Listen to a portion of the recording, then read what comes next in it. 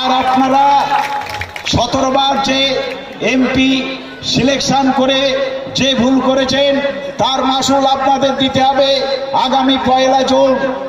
এখানে মায়েরা অনেক উপস্থিত আছেন। আজকের এই সভায় খুবই লক্ষণীয় ব্যাপার, মায়েরা উপস্থিত আছেন। মায়েদের 500,000 টাকা ওই লক্ষ্মীর ভান্ডারের ভিক্ষা দেওয়া হচ্ছে।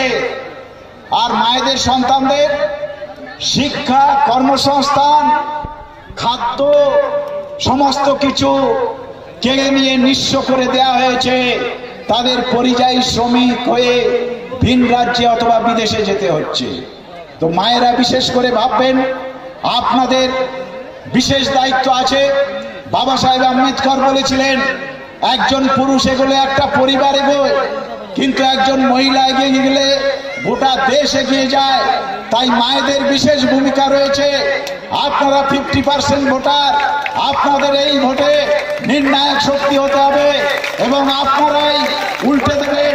আপনাদের সন্তানদের ভবিষ্যৎকে সুনিশ্চিত করার জন্য, তাদের একটা সুষ্ঠু সমাজ ব্যবস্থা গড়ার জন্য, তাদের ভবিষ্যৎ, তাদের কর্মসংস্থানের জন্য আপনারা ডিসিশন নেবেন এবং অন্যান্য মায়েদের বলবেন আগামী 1 জুন আপনারা সকাল সকাল গিয়ে সবাই দলবদ্ধভাবে গিয়ে খাম চিহ্নে ভোট দেবেন। সাথে একটা কথা আমি বলে শেষ করব, আমরা যে সমস্ত জায়গায় যাচ্ছি মানুষ প্রশ্ন করছে আমরা ভোটটা ঠিক মতো দিতে পারবো তো, কেননা ইতিপূর্বে তাদের অভিজ্ঞতা রয়েছে।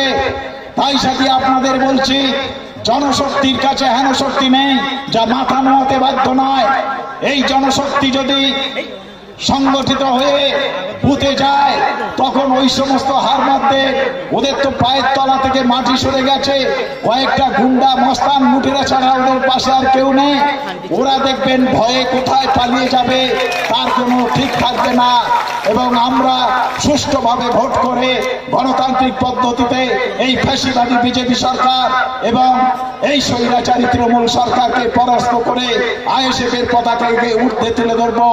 আজ আমরা এই প্রতিজ্ঞা নিয়েই সভা মঞ্চ থেকে বেরোবো। এই কটি কথা বলে আপনাদের প্রত্যেকের প্রতি আমার আন্তরিক শ্রদ্ধা জানিয়ে আমি আমার সংক্ষিপ্ত বক্তব্য শেষ করছি। আইএসএফ জিন্দাবাদ, আইএসএফ চেয়ারম্যান নওশাদ সিদ্দিকী জিন্দাবাদ। এখন আমরা যে অক্লান্ত পরিশ্রম করে আজকের এই প্রতিষ্ঠান, এই জনসভা, যার অক্লান্ত পরিশ্রমে আমরা আজকে এত বড় অনুষ্ঠান সহযোগিতা করেছে, মাননীয় প্রশান্ত নায়ক মহাশয়কে ব্যাচ উত্তর দিয়ে বরণ করবে মাননীয় আবুদায়ের মন্ডল মহাশয়।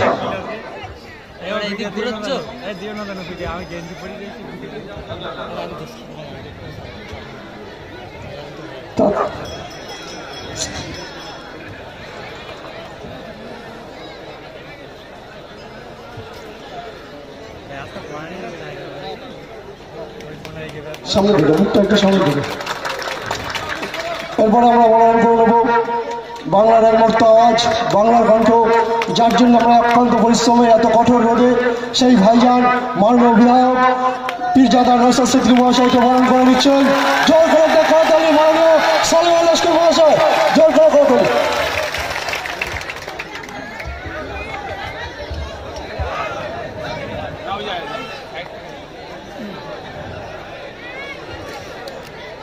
জোর করে একটা করতালি ভাইজানের জন্য।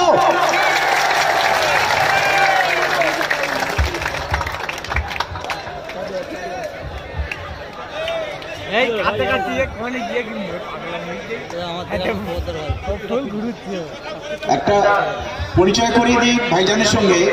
গত পঞ্চায়েত ভোটে আমাদের এখানে প্রার্থী ছিল রহমতুল্লাহ এবং তার সমস্ত কাজ করেছে আমিনুল।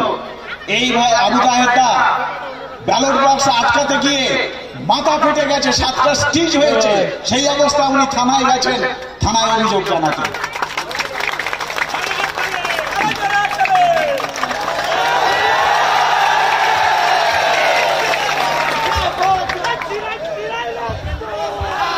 ধন্যবাদ। আপনাদের লড়াই, গণতন্ত্র রক্ষার লড়াইয়ের জন্যই তো আমরা তো সাহস পাচ্ছি। ভাই এখানে ভলেন্টিয়ার দুজন আসবেন, এখানে একটা বোতল পানি এদিকে দিয়ে দেন, একটা মায়েদের দিকে দিয়ে দেন। তাড়াতাড়ি দুজন ভলেন্টিয়ার আসুন তো, এটা দেখানোর জন্য নয়, লোককে খাওয়ার জন্য। জান একটা দিকে মায়েদেরকে দিয়ে দেন, তারা ওরা চিৎকে চাচামেচি করতে হবে না, এক এক করে খান যতটুকু যা হবে, ঠিক আছে? এই বাচ্চাদের এক ডোক করে নাও। কিসের আওয়াজ হচ্ছে? এই ভাই ওনাকে একটু কয়েক মিনিট বন্ধ রাখতে বলবেন একটু। আচ্ছা যারা ওই দূরে আছে একটু বসে যাবেন, ভালো লাগবে। একটু বসে যান তো ভাই, যারা এই কোণটাতে আছে একটু বসে যান তো ভাই, একটু দায়িত্ব নিয়ে আপনি একটু বসিয়ে দেন তো ভাই। যারা আছেন ওইখানে যারা আছেন একটু বসে যান, এই কোণটাতে ভাই যে ক্যামেরা করছেন ভাই, আপনাকেও বলা হচ্ছে একটু বসে যান তো। লেগে যাবে ভাই, লেগে যাবে, একটু বসে যান তো। আর ভাই এটা আপনারা দাঁড়িয়ে আছেন বলে হাওয়াটা ঢুকতে পারছে না, প্রচন্ড ভেতরে গরম হচ্ছে। আপনারা বসে গেলে হাওয়াটা ক্লিয়ার হবে। আপনারা বসে যান তো ভাই, হাওয়াটা ক্লিয়ার হয়ে যান, প্রচন্ড গরম ভিতরটাতে। আপনারা বসে যান ভাই, বসে যান ভাই, আপনাদের বসে যেতে বলছি, অনুরোধ করছি। হাওয়া ভেতরে ঢুকছে না, ভেতরটা অসুবিধা হচ্ছে, একটু বসে যান ভাই। ভাই একটু বসে যান তো ভাই, হাওয়াটা ক্লিয়ার হচ্ছে না, অসুবিধা হচ্ছে। যারা ভলেন্টিয়ার ভাই আছেন তারা এবং ভাই আপনারা নিজেরা ভলেন্টিয়ার হয়ে বসে যেতে হবে। আপনারা বসে যান তো, হাওয়াটা ক্লিয়ার হচ্ছে না।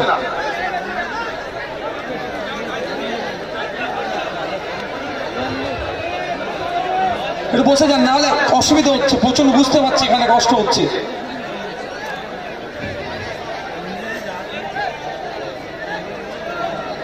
ভাই বসলেন, আপনারাও শুনতে ভালো লাগবে এবং এখন হাওয়া ক্লিয়ার হচ্ছে, আওয়াজ আপনার হচ্ছে, এখন হাওয়া ঢুকছে দেবেন ভিতরে। ভাই একটু বসে যান না, মতো এই সাইডটা ক্লিয়ার করে দিন।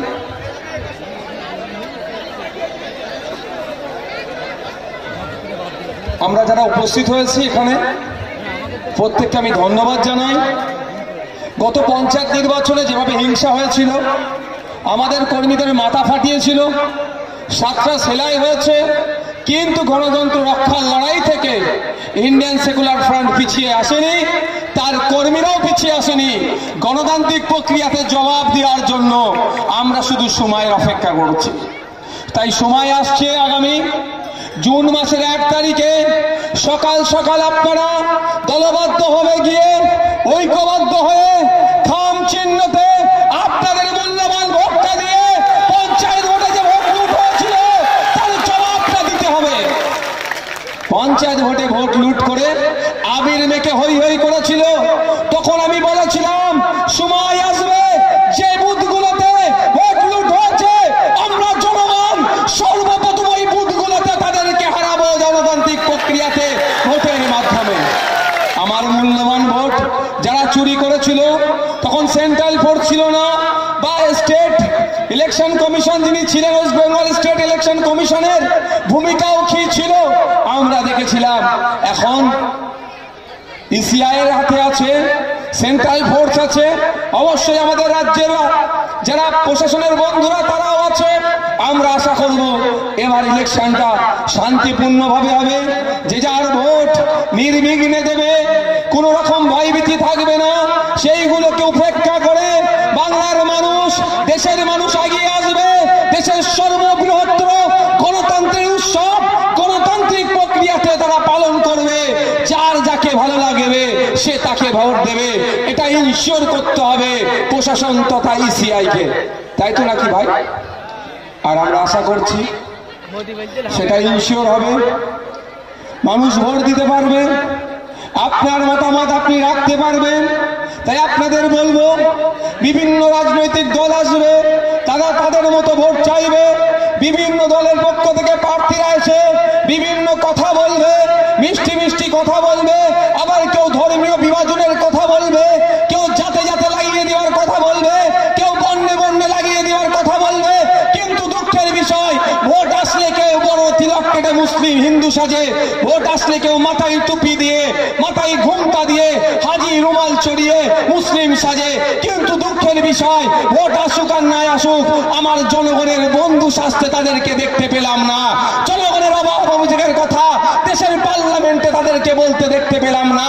সুন্দরবনের মানুষের যে অভাব অভিযোগগুলো আছে, জয়নগরবাসীর যে অভাব অভিযোগগুলো আছে, সেইগুলো পার্লামেন্টে গিয়ে বলতে শুনলাম না। কি দেখলাম? তারা গিয়ে কিভাবে সেলফি নেওয়া যাবে, টিকটক ভিডিও কিভাবে করা যাবে তাতেই ব্যস্ত হয়ে গিয়েছে। আমরা এই জয়নগরের মানুষেরা, আমরা সুন্দরবনের উপকূলীয় অঞ্চলের মানুষেরা কেন ভোটটা দিয়ে তাকে পার্লামেন্টে পাঠিয়েছিলাম? আমরা কৃষকরা কেন ভোটটা দিয়ে পার্লামেন্টে পাঠিয়েছিলাম? আমরা মায়েরা, আমরা বাপেরা, আমরা ভাইরা মূল্যবান ভোটটা দিয়ে কেন পার্লামেন্টে পাঠিয়েছিলাম? যে আমাদের হয়ে একজন প্রতিনিধি পার্লামেন্টে যাবে, আমাদের কথা বলবে, মায়ের কথা বলবে, বাপের কথা বলবে, ছাত্র যুবর কথা বলবে, সুন্দরবনের মৎস্যজীবীর কথা বলবে, জয়নগরের কৃষকদের কথা বলবে, জয়নগরের ডেলিভারদের কথা বলবে, সর্বোপরি জয়নগরের নাগরিকের কথা পার্লামেন্টে গিয়ে বলবে। এই সমস্যাগুলো আছে, এটা সমাধান করতে হবে, এই আওয়াজ সে তুলবে। কিন্তু দুঃখের বিষয়, আমরা যাদেরকে পাঠিয়েছি ইতিপূর্বে আমরা 17 বার ভোট দিয়েছি, ভোট দিয়ে পার্লামেন্টে পাঠিয়েছি আমাদের সমস্যার কোন সমাধানের জন্য। কিন্তু দুঃখের বিষয়, সমস্যার সমাধান তো দূরের কথা, ক্রমশ আমাদের সমস্যা বেড়ে যাচ্ছে। নদীর পাড় ভাঙতে ভাঙতে আমাদের কৃষিজ জমি, আমাদের বাড়ি ঘরদোর সব নদী গর্ভে তলিয়ে যাচ্ছে। সেটাকে সংরক্ষণ করা বা সেটাকে গাড়োয়াল দিয়ে আটকানোর কথা পার্লামেন্টে হচ্ছে না। আমার মায়েদেরকে ধন্যবাদ জানাবো, হাজার মানুষ লক্ষ্মী ভান্ডারের কাছে মাথা নত করেনি, অধিকারের জন্য আমার মায়েরা উপস্থিত হয়েছে। আমার মায়েরা উপস্থিত হয়েছে এই সুন্দরবন প্রত্যন্ত এলাকার কৃষকদের অধিকারের কথা বলার জন্য। আমার মা বাপ ভাইরা উপস্থিত হয়েছেন এই সুন্দরবন সহ জয়নগরের মৎস্যজীবীদের কণ্ঠ হওয়ার জন্য। আমার মা বাপ ভাই বোনেরা উপস্থিত হয়েছেন। শুধু 1000-1200 দিয়ে খান তোলা হবে না, এখানে যে চিকিৎসা পরিষেবার মান তলানিতে চলে গিয়েছে তার আগে ডেভেলপ করতে হবে, তার জন্য উপস্থিত হয়েছেন। মায়েদেরকে আমি বিশেষভাবে ধন্যবাদ জানাই ইন্ডিয়ান সেকুলার ফ্রন্টের পক্ষ থেকে, যে আপনারা উপস্থিত হয়ে রাজ্য সরকার, কেন্দ্র সরকারকে এই বার্তা দিচ্ছেন যে শুধু বিভাজনের রাজনীতি করে আমাদের ভোটকে নেওয়া যাবে না, 1000-1200 টাকা দিয়ে আমাদের ভোটকে নেওয়া যাবে না, আমাদের প্রকৃত উন্নয়ন করতে হবে, নাহলে আপনারা আমাদের ভোট পাবেন না। তাই তো নাকি মায়েরা? 1000 টাকা 1200 টাকা আপনার হাতে ধরাচ্ছেন, কিন্তু দুঃখের বিষয় এই ফুটফুটে বাচ্চাগুলোকে যারা কোলে নিয়ে আছেন বা পাশে নিয়ে বসে আছেন, তারা যে প্রাইমারি স্কুলে যায় একটু খোঁজ নিয়ে দেখুন। আপনাদের বাচ্চাগুলো যেখান থেকে বুনিয়াদী শিক্ষা অর্জন করে, যেখান থেকে ভিত তৈরি হয়, সেই সমস্ত শিক্ষা প্রতিষ্ঠানে খোঁজ নিয়ে দেখুন। আপনাদের এলাকার যে প্রাইমারি স্কুল আছে, আপনাদের বাচ্চারা 300-400 বাচ্চা যে সেখানে পড়াশোনা করে, কিন্তু দুঃখের বিষয় 3 থেকে 4টে টিচার। ফলে কি হয়, যে টিচার এসে তালা খুলছেন সেকেই গ্রুপ ডি এর ভূমিকা পালন করতে হচ্ছে, তাকেই ঘন্টা মারতে হচ্ছে, তাকেই প্রেজেন্ট করতে হচ্ছে, তাকেই মিড ডে মিলের দায়িত্ব দেখতে হচ্ছে। ফলে আপনার আমার বাচ্চারা যারা প্রাইমারি স্কুলে গিয়ে পড়াশোনা করছে, আমার আপনার অত অর্থ নয় বেসরকারি স্কুলে দিয়ে মাস গেলে 10,000 টাকার ফিস মাইনে দিয়ে আপনার আমার সন্তানগুলোকে আমরা পড়াবার মতো আমাদের সামর্থ্য নয়। আপনার আমার সন্তানগুলো প্রাইমারি স্কুলে যাচ্ছে, সেখানে শিক্ষকের অভাবের ফলে যখন বাড়ি আসছে আমরা হয়তো বুঝতে পারছি না, কিন্তু এদের ভবিষ্যৎগুলোকে ধ্বংস করে দিচ্ছে রাজ্য সরকার। তাই বলবো, আওয়াজ তুলুন। 500-1000 পরে হবে, আগে প্রাইমারি স্কুলগুলোতে টিচার দিতে হবে, শিক্ষক দিতে হবে, ডাস্টার দিতে হবে, টেবিল দিতে হবে, এবং আমি আওয়াজ তুলেছি কম্পিউটারও দিতে হবে। প্রাইমারি স্কুল থেকে আওয়াজটা মায়েদেরকেও তুলতে হবে। কি মায়েরা উঠবে তো নাকি? আপনাদের ছেলেরা গরিব মানুষ, প্রাইমারি স্কুলে গিয়ে কম্পিউটার পাচ্ছে না। আর প্রতিমা মন্ডল মহাশয়া, যিনি এমপি মহাশয়া, বিদায়ী এমপি, তার তো টাকার অভাব নয়। তার ছেলে, তার পুতা, তার মেয়ের ছেলে, তার ছেলের ছেলে, তার আত্মীয় স্বজনের ছেলে মেয়েগুলো সব বেসরকারি স্কুলে গিয়ে পড়াশোনা করছে। তারা ক্লাস 1-2 থেকেই তারা কম্পিউটার এডুকেশন পাচ্ছে।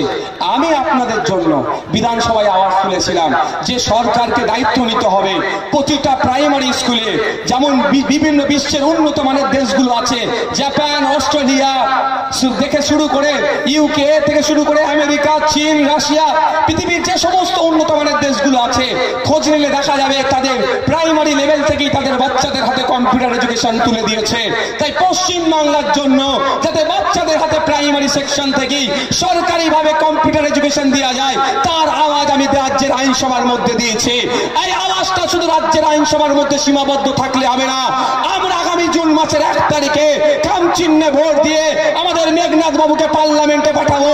আওয়াজ কাজী নওশাদ সিদ্দিকীকে রাজ্যের আইনসভার মধ্যে তুলবে, একদিকে মেঘনাথ বাবু দেশের আইনসভার মধ্যে একই আওয়াজ তুলবে যে জয়নগরবাসী শুধু নয়, পশ্চিম বাংলার মানুষ শুধু নয়, সারা দেশের নাগরিক যারা আছেন, যারা খেটে খাওয়া শ্রমজীবী মানুষ আছেন, তাদের সন্তানগুলোকে প্রাইমারি সেকশন থেকেই যাতে সরকারিভাবে কম্পিউটার এডুকেশন বাধ্যতামূলক করা হয় তার পলিসি নিয়ে আসতে হবে। এই আওয়াজ পশ্চিম বাংলার বিধানসভাতে যেমন উঠবে, দেশের আইনসভার মধ্যেও সেটা তুলতে হবে। তুলবে কারা? আপনারা। আপনারা যদি মনে করেন এতজন কিভাবে তুলবো, আরে আপনারা তোর মধ্যে থেকে তো একজন যাচ্ছে। আপনারা এখানে 16 লক্ষ মতো ভোটার আছেন তো নাকি? 16 লক্ষ ভোটার যদি পার্লামেন্টে গিয়ে বলে যে আমার ছেলের স্কুলের টিচার নাই কেন, ডাস্টার নাই কেন, টেবিল নাই কেন, চেয়ার নাই কেন, 16 লক্ষ মানুষ যদি পার্লামেন্টে গিয়ে বলে, যে শুনবে তার শোনার আর ধৈর্য থাকবে? থাকবে না। সেই জন্য এই 16 লক্ষের অধিক মানুষের জন্য একটা জনপ্রতিনিধি আমরা পার্লামেন্টে পাঠাবো, 16 লক্ষের কণ্ঠ হয়ে যার যে সমস্যা সেগুলো শুনে পার্লামেন্টে গিয়ে তিনি বলিষ্ঠ কণ্ঠে চিৎকার করবেন এবং সমাধানের জন্য সর্বোচ্চ চেষ্টা করবেন। এই অবস্থা তুলতে হবে। আমরা পার্লামেন্টে কেন পাঠাই? আমার অভিযোগটা সেখানে জানাবে বলে।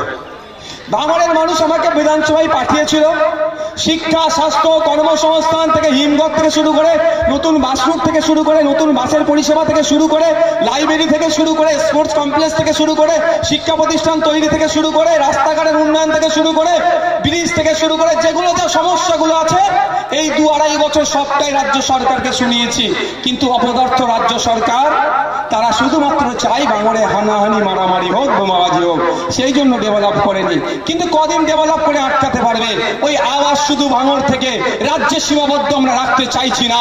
আওয়াজ ভাঙড় থেকে শুরু করে, জয়নগর থেকে শুরু করে, কাশীপুর থেকে শুরু করে, ঝাড়গ্রাম থেকে শুরু করে, বালুরঘাট থেকে শুরু করে সারা পশ্চিম বাংলার আওয়াজকে দেশের আইনসভার মধ্যে পাঠানোর জন্য ইন্ডিয়ান সেকুলার ফ্রন্ট রাজনীতির ময়দানে এসেছে এবং এমপি ইলেকশনে প্রার্থী দিয়েছে। মায়েদের বলবো, 1000-1200 টাকায় ভুলে গেলে হবে না।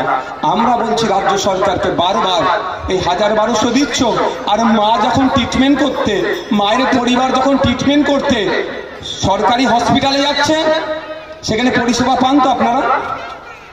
মায়েরা পান? কোথায় পাঠাতে হয়?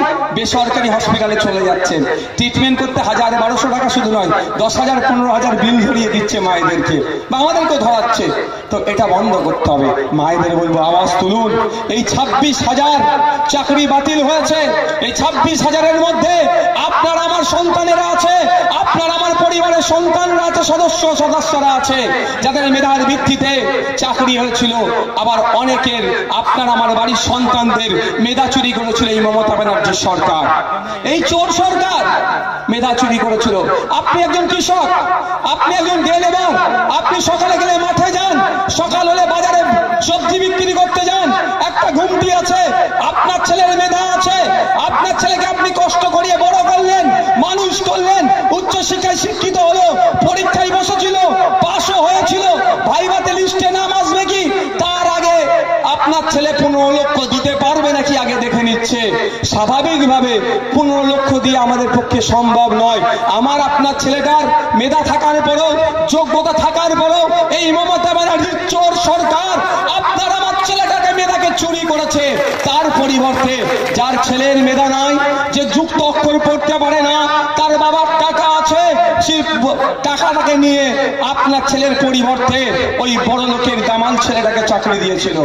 অবশেষে কোর্টের খোঁচাতে মুখ থুবড়ে পড়েছে, 26,000 চাকরি বাতিল হয়েছে।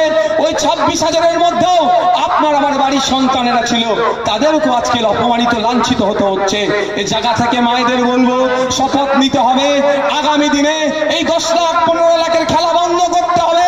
330 টাকা ফর্ম ফিল আপ করে, 550 টাকা ফর্ম ফিল আপ করে, যাতে মেধার ভিত্তিতে সেই গরিবের সন্তান হতে পারে, বড় লোকের সন্তান হতে পারে, নেতার স্ত্রী হতে পারে, নেতার স্বামী হতে পারে, দেখার দরকার নাই, নেত্রীর স্বামী হতে পারে, দেখার দরকার নাই।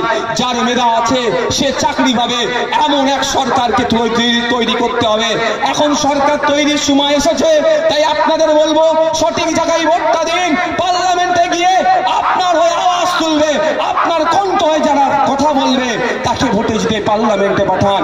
ইতিপূর্বে আপনারা একাধিক দলের নেতৃত্বদের কথা শুনে একাধিক দলের প্রার্থীদেরকে জিতিয়ে পার্লামেন্টে পাঠিয়েছেন, কিন্তু দুঃখের বিষয় পার্লামেন্টে গেলেও আপনাদের জন্য কোনো কথা বলেনি।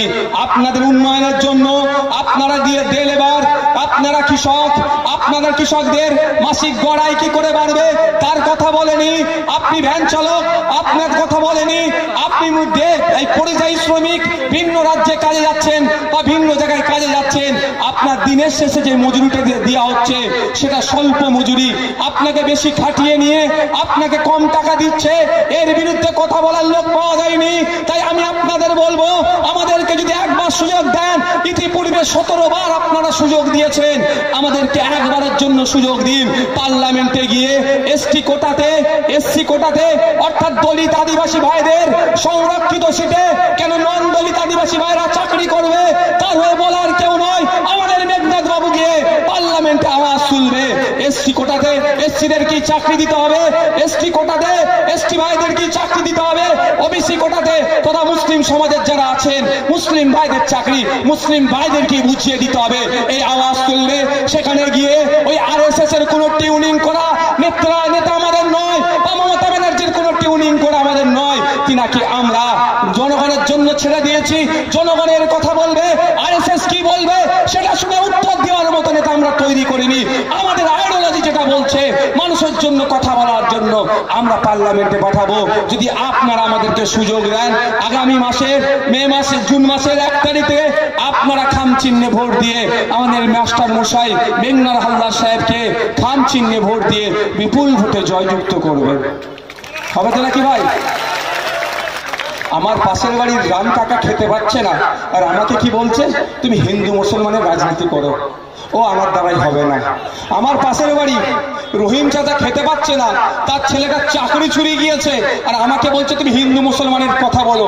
ও আমার দ্বারাই হবে না। বিবেকের কথা বলতে বললে ও আমার দ্বারাই হবে না। আমার লড়াইটা হচ্ছে আমার দলিত ভাই কেন ঠিকঠাক রেশন পাচ্ছে না, আমার দলিত ভাইটা তার খোটাতে কেন চাকরি পাচ্ছে না, আমার দলিত ভাই রেশনের থেকেও বড় কথা সে ইনকাম করে খেতে পারে, তার মিনিমাম ওয়েজেসটা কেন বেঁধে দেওয়া হচ্ছে না, তার লড়াই আমার। সুতরাং হিন্দু মুসলমান দলিত আদিবাসী ও খেলা আমাকে খেললে আমরা কোনো সেই খেলাতে আমরা যাব না। আমাদের লড়াইটা হচ্ছে রুজি রুটির লড়াই, আর ওরা ধর্মের লড়াই লেগিয়ে দিয়ে আমাদের রুজি রুটি কেড়ে নিচ্ছে। তাই বন্ধুগণ বলবো, ওদের খেলাতে আমরা পা দেব না। আমাদের আওয়াজ উঠবে, রুটি কাপড়া মাকানের আওয়াজ উঠবে, পেটে ভাত নাই, আর আমাদেরকে ধর্মের দোহাই দিয়ে লড়িয়ে দেওয়ার চেষ্টা হচ্ছে।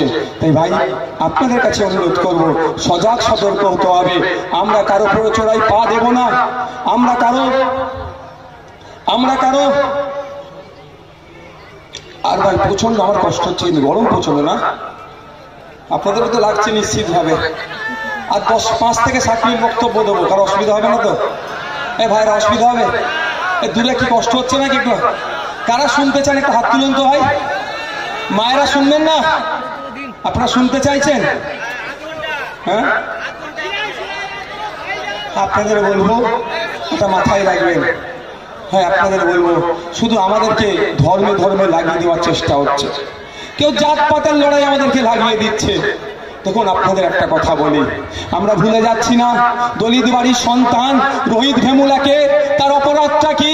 সে দলিত বাড়ির সন্তান, সে উচ্চ শিক্ষায় শিক্ষিত হতে চেয়েছিল। হায়দ্রাবাদ ইউনিভার্সিটিতে তাকে এমন ভাবে মানসিক অত্যাচার তার উপরে করেছিল, তাকে সুসাইড করতে বাধ্য করিয়েছিল। তাই আমরা ভুলে যাব না সেই আনিস খানকে, তাকে হত্যা করেছিল। আমরা ভুলে যাব না বিদ্যুৎ মন্ডলকে, আমরা ভুলে যাব না রুমা ওরাওকে। তাই আপনাদের বলবো সময় এসেছে, ঐক্যবদ্ধ হন। আরএসএস এর ফাঁদে পা দেবেন না। তারা শুধুমাত্র বলছে আমি মুসলমানদের নাকি ক্ষতি করব। যারা দলিত সমাজের মানুষ আছেন, আদিবাসী সমাজের মানুষ আছেন, একটু তথ্য তুলে দেখুন। এই 10 বছর বিজেপি সরকারের আমলে সব থেকে বেশি অত্যাচারিত, বঞ্চিত, নিপীড়িত কারা হয়েছে, শোষিত কারা হয়েছে? সব থেকে বেশি অত্যাচারিত, নিপীড়িত, বঞ্চিত হয়েছে দলিত সমাজের মানুষেরা, আদিবাসী সমাজের মানুষেরা, তারপরে মুসলিম সমাজের মানুষ। এই বিজেপি সরকারের আমলে 2014 সালে বিজেপি আরএসএস পরিচালিত বিজেপি সরকার কি বলেছিল? হিন্দু খাতরে মে হ্যায়। হিন্দু ভাইরা হয়তো ভেবেছিল এবার কিছু একটা হবে, কিন্তু দুঃখের বিষয় হওয়া তো দূরের কথা, নিত্য প্রয়োজনীয় জিনিসের দাম আকাশ ছোঁয়া হয়ে যাচ্ছে। হিন্দুকে উদ্ধার করতে এসে আমার হিন্দু ভাইকে আরো বিপদের দিকে ঠেলে দিচ্ছে। ওইদিকে যিনি হিন্দুকে উদ্ধার করতে এসেছিলেন অমিত শাহজির ছেলে জয় শাহজি, তিনার ব্যবসা বেড়ে যাচ্ছে।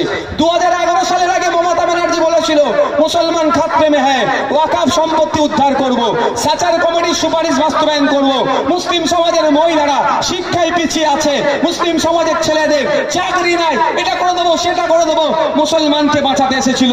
কিন্তু দুঃখের বিষয় আমরা কি দেখছি? উল্টে আরো ক্ষতি করে দিচ্ছে। আমরা আপনাদের বলি, মায়েরা আছেন, মায়েদের উদ্দেশ্যে বলবো আমাদেরকে সুযোগ দেন।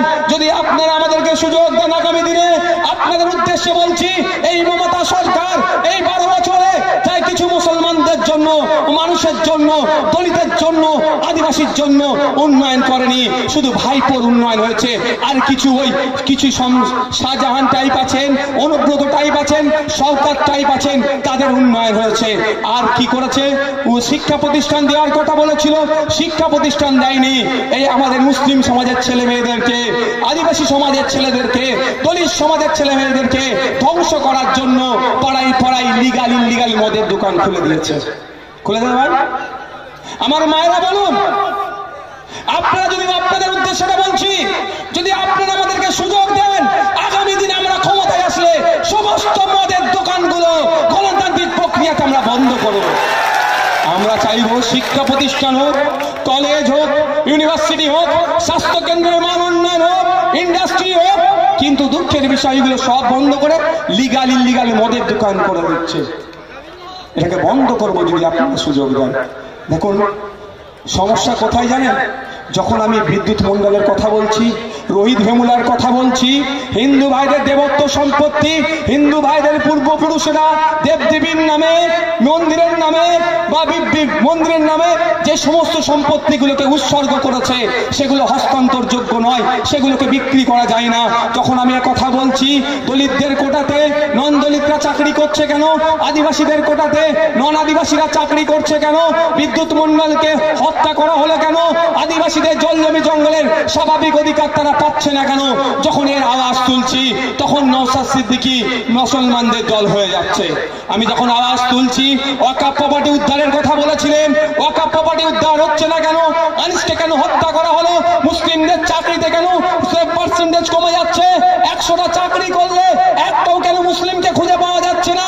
মমতা ব্যানার্জির সরকারের আমলে 100 আসার আগে 100 জন চাকরি করলে 4 জন মুসলমানকে খুঁজে পাওয়া যেত, এখন 100 জনের মধ্যে একজনকেও খুঁজে পাওয়া যাচ্ছে না। যখনই আমি দাবি করছি তখন নওশাদ সিদ্দিকী বিজেপির দালাল হয়ে যাচ্ছে।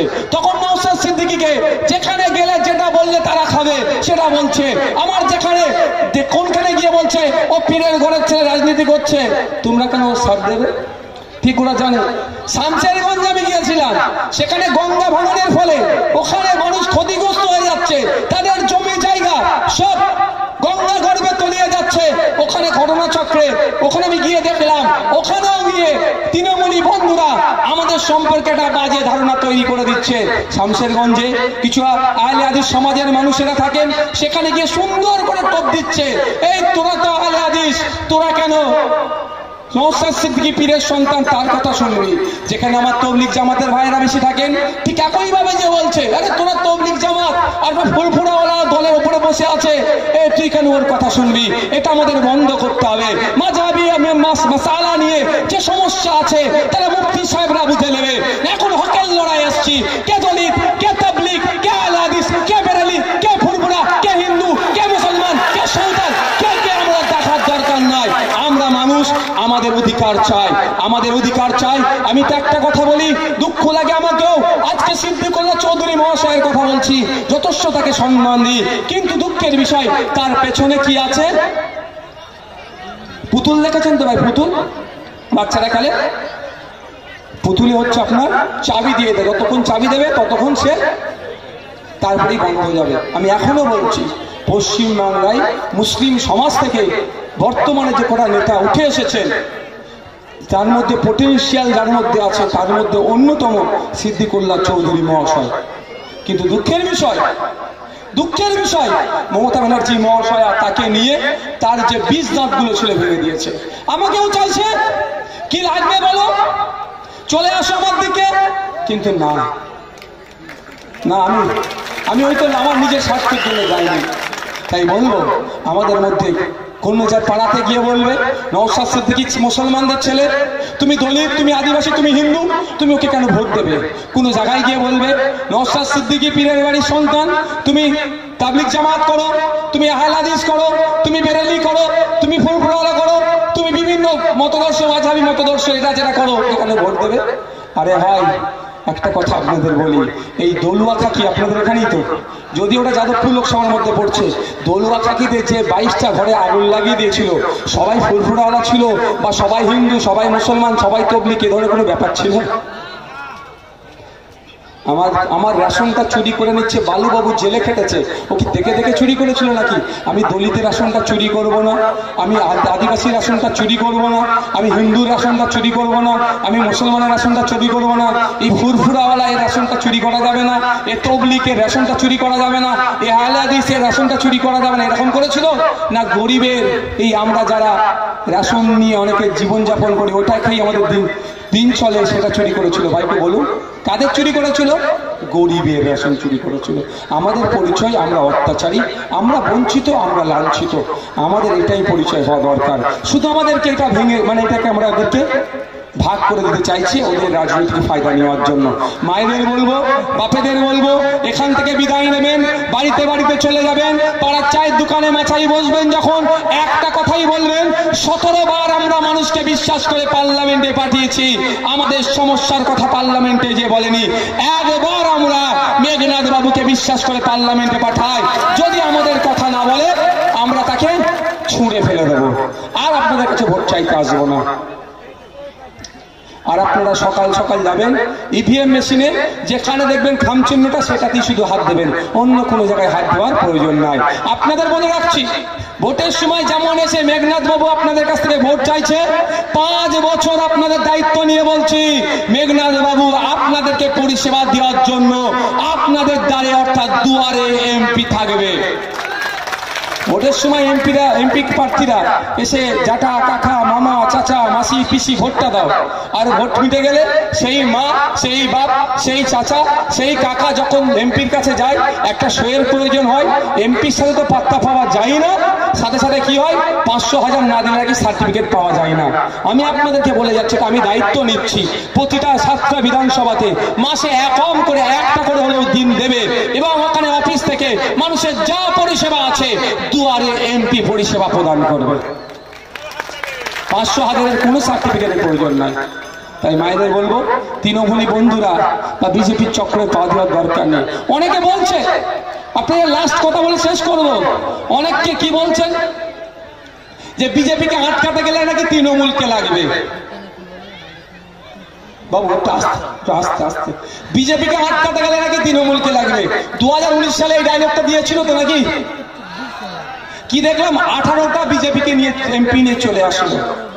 2021 সালে একইভাবে এমন দেখাচ্ছিল নাকি বিজেপির বিরুদ্ধে তৃণমূলী লড়াই করছে, 77টা এমএলএ গিফট করলো। এখনো যদি আপনাদের ওরা টোপটা আপনারা খেয়ে নেন, তাহলে দেখবেন আগামী দিনে 42-এ 20 শুধু নয় 25 পার করে দেবে, শুধু ভাইপোকে বাঁচানোর জন্য মমতা ব্যানার্জি দিয়ে দেবে। আমাদের কি কর্তব্য হবে? মমতা ব্যানার্জি যদি তার ভাইপোকে নিয়ে এত চিন্তিত হয়, তাহলে আমরাও আমাদের এই ভাইপোগুলোর জন্য, ভাইদের জন্য আমরা চিন্তিত হব না? আমাদেরকে আমাদের ভাইপোর দায়িত্ব নিতে হবে না? আমরা আমাদের ভাইপোর দায়িত্ব নেব। আপনাদের বলে রাখি, যারা ভাবছেন তৃণমূলকে দিয়ে বিজেপিকে আটকাবেন, সেটা ভুল হচ্ছে। কারণ অলরেডি তৃণমূলের যারা পদপ্রার্থী আছে, তাদের অধিকাংশকে মিস কল মেরে রেখে দিয়েছে সেন্ট্রাল এজেন্সি, ইডি, সিবিআই, সব এই মিস কল মেরে রেখে দিয়েছে। দরকার লাগবে একটা করে তুলবে, চলাই নালে তোকে তুলে নেবো, কি বাঁচার জন্য কি করবে, লাভ মেরে দেবে। তাই আপনাদের বলবো, অনেকে বলছে না আইএসএফ নাকি ভোট কাটতে এসেছে, আমি তাদেরকে বলবেন আপনারা, নওশাদ ভাইজান এসেছিল, মেঘনাদ বাবুর হয়ে বলেছে, দাঁড়িয়ে বলেছে জয়নগরের এই জায়গাটার নাম কি, উত্তর গদুয়া থেকে দাঁড়িয়ে বলেছে যে মমতা ব্যানার্জি একটা 10 টাকার স্ট্যাম্প পেপারে লিখে দিক যে 42টা প্রার্থী দিয়েছে, 42টা প্রার্থী জিতে একটাও দল চেঞ্জ করে অন্য দলে যাবে না, সেটা স্ট্যাম্প পেপারে লিখে দিক, তাহলে ভাইজান 17টা প্রার্থী তুলে নেবে। ওরা ভোট কাটার ভয় পাচ্ছে, আমরা প্রার্থী তুলে নেব, আমরা টোটাল প্রার্থী তুলে নেব, তবে শর্ত একটা আমরা দেবো, আমি একটা শর্ত দেবো। শর্তটা কি? যদি একটাও এমপি জিতে অন্য দলে চলে যায় তাহলে মমতা ব্যানার্জিকে কিন্তু পদত্যাগ করতে হবে মুখ্যমন্ত্রীর পদ থেকে। মনে হয় আপনি লিখে দেবেন? ভালো করে জানেন ওনার দলে কারা কি জায়গায় দাঁড়িয়ে আছে, কজনকে মিস কল মেরে রেখেছে, কজন বিজেপি থেকে এসে তৃণমূলের টিকিট নিয়েছে উনি ভালো করে জানেন। আর যে সমস্ত বন্ধুরা তৃণমূলের এই দুর্নীতির ফলে এই বাচ্চাদের মিড ডে মিলে চুরি করেছে, যারা তাদের অত্যাচারের ফলে, যারা মানুষের রেশন চুরি করেছে, যারা আবাস যোজনার ঘর লুট করেছে, আমি আস্তে আস্তে দেখছিলাম, খুব দুঃখ লাগছিল। আমার হিন্দু মায়েরাও দাঁড়িয়েছিল, আমার মুসলিম মায়েরাও দাঁড়িয়েছিল, যে সমস্ত বাড়ির সামনে দাঁড়িয়েছিল তাদের বাড়িগুলোর কি দুরবস্থা, দুঃখ লাগছিল। তাদের আবাস যোজনার পয়সা যারা লুট করেছে তাদের বিরুদ্ধে ওই আবাস যোজনার ঘর দেওয়া পাওয়ার যোগ্য তাদের কণ্ঠে পার্লামেন্টে গিয়ে টেবিল চাপড়ে কথা বলবে মেঘনাথ বাবু, যাতে দ্রুত তাদের ঘরের ব্যবস্থা করা যায়, তার লড়াই করবে। কিন্তু যারা ভাবছে তাদের আবার তাদের বাড়ি চুরি হয়েছে, 100 দিনের কাজের টাকা চুরি করেছে, তাদের অত্যাচারের হাত থেকে, জোড়া ফুলের অত্যাচারের হাত থেকে বড় ফুল বাঁচাবে, কেউ যদি ভেবে থাকে এটাও ভুল করছে। কারণ কি বলুন তো, 2021 সালে আমরা ভুলে যাইনি, অনেকে তৃণমূলের হাত থেকে বাঁচার জন্য, অনেক ভাইরা তৃণমূলের হাত থেকে বাঁচার জন্য বিজেপিকে ভোট দিয়েছিল। ভোটের পরে হিংসা হয়েছিল, আইএসএফ এর কর্মীরা ক্ষতিগ্রস্ত হয়েছিল, বিজেপির কর্মীরা ক্ষতিগ্রস্ত হয়েছিল, যারা বিজেপিকে ভোট দিয়েছিল তারাও ক্ষতিগ্রস্ত হয়েছিল। কিন্তু ভাই আমাদের দল খুব বড় নয়, আমাদের দল কেন্দ্র সরকার চালাচ্ছে না, তারপরেও আমরা কোর্টে গিয়েছিলাম, মামলা করেছিলাম। আমাদের মামলার ফলে শওকত মোল্লাকে কিন্তু national human rights commission notorious criminal ঘোষিত করেছিল আমাদের লড়াইয়ের ফলে। কিন্তু দুঃখের বিষয়, শুভেন্দু অধিকারীকে ভালোবেসে, দিলীপ ঘোষকে ভালোবেসে, সুকান্ত মজুমদারের উপরে ভরসা করে তৃণমূলের অত্যাচারে যে সমস্ত ভাইরা বিজেপিকে ভোট দিয়েছিল তারা আক্রান্ত হলো। কিন্তু দুঃখের বিষয়, সুকান্ত মজুমদার কুণাল ঘোষের সাথে বসে কেক কাটছে। কাটেনি ভাই, কাটেনি। মমতা ব্যানার্জির ডাকে শুভেন্দু অধিকারীকে চা খাচ্ছে, আর এখানে বিজেপির যারা তৃণমূলের হাত থেকে বাঁচার জন্য ভোট দিয়েছে তারা আক্রান্ত হচ্ছে। ও আমরা করি না, আমরা ওই দিনই মমতা ব্যানার্জি ডাকে গিয়ে চা খাবো যেই দিন বুথ স্তরে এই উত্তর কেদুয়া এলাকার চায়ের দোকানে আইএসএফ এর নেতৃত্ব, বিজেপির নেতৃত্ব, তৃণমূলের নেতৃত্ব, সিপিএম এর নেতৃত্ব, কংগ্রেসের নেতৃত্ব, আরো যে রাজনৈতিক দলের নেতৃত্বরা আছে একসাথে বসে চা খাবে, মারামারি হানাহানি করবে না, সেই দিন এসি রুমে বসে মমতা ব্যানার্জির সাথে চা খাবো প্রয়োজনে। জোড়া ফুলের অত্যাচারে বড় ফুলকে ভোট দিল, অত্যাচারিত হলো, আর ওখানে শুভেন্দু বাবু অ্যাসেম্বলি হাউসের মধ্যে চা খাচ্ছে। তাই বলবো একটু সজাগ হন, যারা ভাবছেন জোড়া ফুলের অত্যাচারে থেকে মুক্ত দিতে পারবে বিজেপি অর্থাৎ বড় ফুল, তারাও ভুল করছে। আসুন খামের আশ্রয়স্থলে, খামের ছায়াতলে আসুন। খাম এমন একটা প্ল্যাটফর্ম দিচ্ছে, আপনি দলিত, আপনার উপরে অত্যাচার হলে এক বলিষ্ঠ কণ্ঠে যেমন কথা বলবো, আপনি আদিবাসী, আপনার উপরে অত্যাচার হলে সেই বলিষ্ঠ কণ্ঠে কথা বলবো, আপনি মুসলিম, আপনার উপরে অত্যাচার হলে একই বলিষ্ঠ কণ্ঠে কথা হবে। খাম একটা প্ল্যাটফর্ম দিচ্ছে, এই প্ল্যাটফর্মে দলিত, আদিবাসী, পিছিয়ে মুসলিম সমাজ যারা আছেন তাদের অধিকারের কথা নিয়ে আমরা বলছি।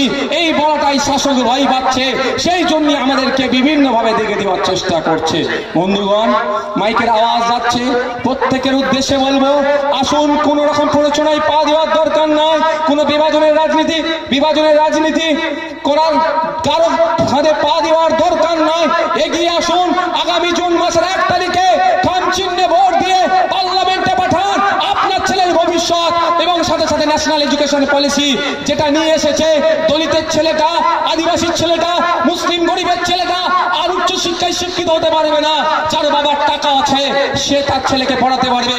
এই ধরনের বিল নিয়ে এসেছে কেন্দ্র সরকার, সেটাকে রোধ করার জন্য আগামী দিনে পার্লামেন্টে দলিতের প্রতিনিধি, আদিবাসীর প্রতিনিধি, মুসলিমের প্রতিনিধি হয়ে পার্লামেন্টে আমরা পাঠাবো। হবে তো নাকি ভাই? সকলে ভালো থাকবেন, সুস্থ থাকবেন। শেষ কথা আপনাদের কাছে, একটা কথা বলবো ভাই, আচ্ছা আপনারা কোনোদিন দেখেছেন মমতা ব্যানার্জি আর অধীর রঞ্জন চৌধুরীকে হাতাহাতি মারামারি করতে? সুজন চক্রবর্তী, দিলীপ ঘোষ, অধীর রঞ্জন চৌধুরী, অভিষেক ব্যানার্জি, শুভেন্দু অধিকারী, দিলীপ ঘোষ, কুণাল ঘোষ, আরো যে সমস্ত নেতারা আছে একসাথে হাতাহাতি মারামারি কোনোদিন দেখেছেন? দেখিনি, আর আমরা দেখতেও চাই না, তাই তো নাকি? কিন্তু আমরা দেখে দেখে অভ্যস্ত হয়ে গিয়েছি। আমাদের বুথে রহিম কাকা, আপনার শাহাবুদ্দিন চাচা, সনাতন কাকা, রাম কাকা, আরো যে সমস্ত আছে আমাদের বুথে শুধু মারামারি করে মাথা ফাটিয়েছি, মারা গেছি, জেল খেটেছি, কেউ জেলে আছে আর কেউ কবরে গেছে, কেউ নাহলে শ্মশানে দেওয়া হয়েছে, তাই তো? আমি অনুরোধ আপনাদের করব, এই মারামারিটা বন্ধ করতে হবে। দাদা দিদিদের কথা শুনে তো মারামারিতে জড়িয়ে পড়লেন। দলুয়া খাকির কথা বুঝতে পেরেছেন তো? দলুয়া খাকিটা বুঝুন, যারা বাড়িতে আগুন লাগিয়েছিল তারা এখন কোথায়? যাদের বাড়ি আগুন লাগালো তারা ধ্বংস হলো। যারা আগুন লাগিয়েছে সবাই কিন্তু এখন অ্যারেস্ট হয়নি, কিন্তু লিস্টে নাম লেখা আছে। আগুন লাগানো মারাত্মক কেস, সহজে জামিন পাবে না, শাস্তি বহুত ভয়ঙ্কর। কিন্তু যারা অ্যারেস্ট হয়েছে তাদের খোঁজ নিয়ে দেখুন তো, তাদের বাড়িগুলো ধ্বংস হলো।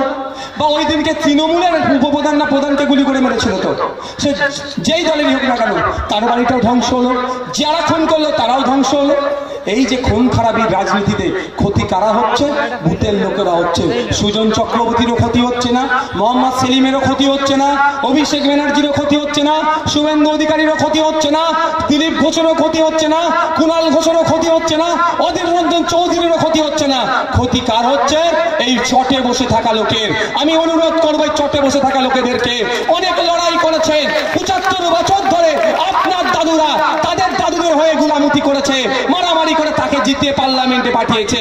আপনার বাবারা ওই দাদুর ছেলে অর্থাৎ তার বাবা তার ছেলেদের হয়ে লড়াই করে পার্লামেন্টে পাঠিয়েছে। এখন আপনাদের হাতে দায়িত্ব তুলে দিচ্ছে, তার ছেলেগুলোর হয়ে লড়াই করে পার্লামেন্টে যাবে। আর জয়নগরের লোকেরা সেন্ট্রাল জেলে থাকবে, বারাইপুর সেন্ট্রাল জেলে গিয়ে কেস খেয়ে জেলের মধ্যে থাকবে। আর নেতার ছেলে নেতা হবে, তার ছেলে নেতা হবে, তার পুতাও নেতা হবে। এটা হতে দেওয়া যাবে না ভাই। এটা আমি আপনাদের বক্তব্য, এই মারামারি বন্ধ করতে হবে। বলছে লড়াই লড়াই লড়াই চাই, লড়াই করে বাঁচতে চাই। ও শুনে যান ঠান্ডা ভাই। লড়াই কি মোহাম্মদ সেলিম সাহেব করে? এই করে? মমতা ব্যানার্জি লড়াই করে? শুভেন্দু অধিকারী লড়াই করে? অধীর বাবু লড়াই করে? লড়াইটা চোটে থাকা যারা বসে আছেন তারা লড়াই করছে। আর বাঁচছে কারা? সুজন চক্রবর্তী, মোহাম্মদ সেলিম, অধীর বাবু, অভিষেক বাবু, মমতা দিদি, এরা বাঁচছে। আর কারা শ্মশান কবরস্থানে যে মরছে? আপনার আমার বাড়ির সদস্যরা। তাই অনুরোধ করব, যার যে দলে ভালো লাগবে করবেন। আমি আর আশা করব খামচিনের ভোটকে ভোট দেবেন, না ভোট দিলেও আপনাদের প্রতি আমার কোনো অভিযোগ নয়। কিন্তু একটা অনুরোধ আপনাদেরকে, এটা মাথায় নিয়ে চলুন যে নেতাদের চক্রে পড়ে আপনি আপনার পাড়া প্রতিবেশীর যে সম্পর্ক নষ্ট করবেন না। ভোট আসবে, ভোট যাবে, নেতা আসছে, নেতা যাবে, কিন্তু আপনি দীর্ঘ বছর ধরে দেশ স্বাধীনতার আগে থেকে ব্রিটিশদের বিরুদ্ধে লড়াই করেছিল আপনার কাকা আমার চাচা, আমার কাকা আপনার চাচা মিলে, সেই সম্পর্ক হয়ে আসছে। এই নেতাদেরকে শুধু পার্লামেন্টে পাঠানোর জন্য মারপিট হানাহানিতে আমরা জড়িয়ে পড়বো? একদম করবেন না। অনুরোধ করছি, দিনের শেষে প্রতিবেশী, এটা মাথায় রেখে রাজনীতি করবেন, একে অপরকে সম্মান দিয়ে রাজনীতি করবেন এবং ওপর নেতৃত্বকে দেখবেন তারা কি করছে, তাদের লড়াইটা দেখবেন। মাইকের মাধ্যমে, মিডিয়ার মাধ্যমে লড়াই, তারা হাতাহাতি লড়াইয়ে জড়ায় না। তাই আপনারাও কেন হাতাহাতি লড়াই জড়াবেন? মায়েদের বলবো, আপনাদের বাড়ির পুরুষ সদস্যদেরকে আপনারা বোঝাবেন। কই তো অভিষেক ব্যানার্জির সাথে শুভেন্দু অধিকারীর এত লড়াই, তোর তো হাতাহাতি লড়তে একবারও দেখিনি। হ্যাঁ, কোনোদিন দেখেছেন হাতাহাতি লড়তে? তাহলে তুমি কেন ওর সাথে গিয়ে লড়াই করছো? এটা বলতে হবে। ভাইদেরকেও বলবো, বাপেদেরকেও বলবো, এটা মাথায় রেখে চলুন। আমাদের মধ্যে লড়াই করে, বিভাজন করে ওরা ভোট নিয়ে মন্ত্রী হবে, এমপি হবে, এমএলএ হবে, আর আমরা শোষিত, বঞ্চিত, নিপীড়িত হচ্ছি। আমরা যদি এক থাকি, আমরা যদি এক থেকে আমাদের আওয়াজ তুলি, আমাদের অধিকার আমাদের বাড়ির দরজায় চলে আসবে। সকলে ভালো থাকবেন, সুস্থ থাকবেন, এখান থেকে বিদায় নেন। পরিশেষে আমি প্রশাসনের বন্ধুদেরকে ধন্যবাদ জানাই তাদের প্রচেষ্টাতে, তাদের